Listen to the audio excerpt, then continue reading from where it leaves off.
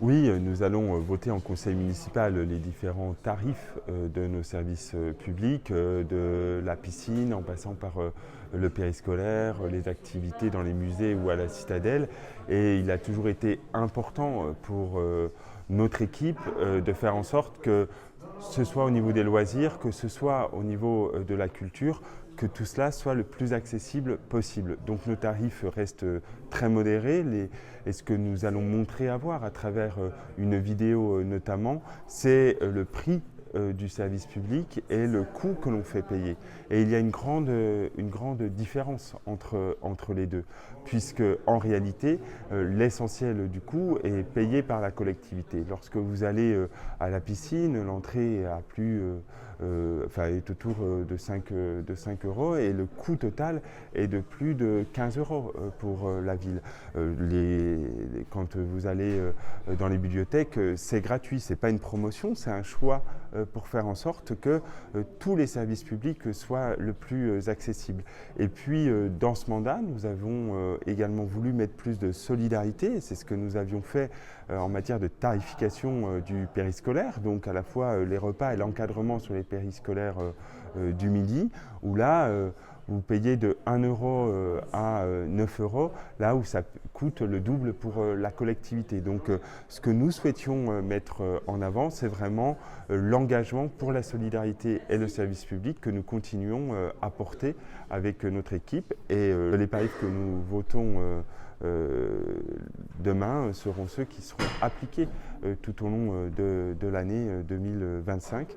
Et quel que soit d'ailleurs l'avenir du texte financier, notre envie et notre préoccupation, c'est de ne pas faire payer aux Bisontines et aux Bisontins les désengagements de l'État ou d'autres acteurs. Ils suivent une inflation naturelle. En fait, on augmente lié à peu ou prou à l'inflation estimée. Donc nos tarifs augmentent de 2% pour faire en sorte qu'ils suivent l'augmentation des dépenses.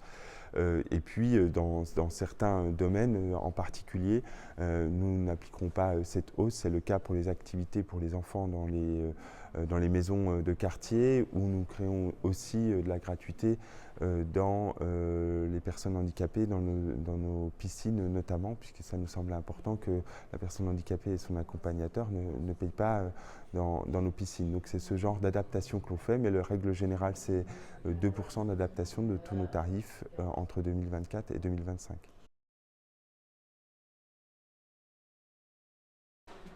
Eh bien, pour nous, les services publics doivent être accessibles. Et donc, ce n'est pas aux habitants de payer les surcoûts de la mauvaise gestion de l'État. Donc, nous rendons et nous continuerons à rendre nos services publics le plus accessibles possible. Par contre, pour maintenir le niveau d'offre, nous avons besoin que l'État nous garantisse les moyens. Nous avons besoin que la nouvelle loi de finances, le prochain budget, il y en aura un, garantisse les moyens aux collectivités. Donc c'est un moratoire que nous appelons sur les participations voulues par l'État aux collectivités. Nous ne sommes pas responsables du déficit, nous ne devons pas payer ce déficit. Donnons des libertés aux collectivités plutôt que de les contraindre. Il y a plein de choses qui sont sur la table, mais on voit que le fait d'avoir supprimé la taxe d'habitation a fait que toute une somme de personnes ne payent plus aucun impôt lorsqu'ils habitent sur le territoire. Et que pour nous, l'impôt, c'est un lien direct avec l'habitant. Et donc, la taxe d'habitation telle qu'elle est faite devait être réformée. Les bases devaient être réformées.